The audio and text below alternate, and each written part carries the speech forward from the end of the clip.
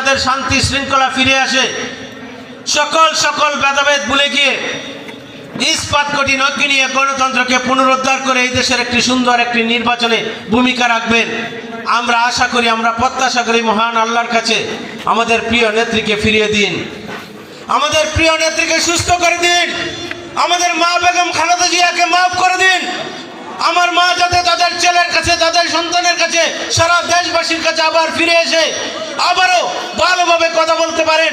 ওনাকে অনেক নির্যাতন করা হয়েছে, মহান আল্লাহ শুধু পারেন সেই সুস্থতা দান করতেন। যে কোনো উসিলায় উনি পারেন একজন মৃত ব্যক্তিকেও সুস্থ করতেন। উনি পারেন, মহান আল্লাহ পারেন আমাদের প্রিয় নেত্রী মা বেগম খালেদা জিয়া আজকে যে পরিমাণ অসুস্থ, উনি সুস্থতা দান করতে পারেন। 2 দিন পূর্বেও কথা বলেছেন, হয়তো আজকেও কথা বলবেন। তারপরে আমরা বিশ্বাস করি আমাদের মাকে মহান আল্লাহ যাতে ফিরিয়ে দেন।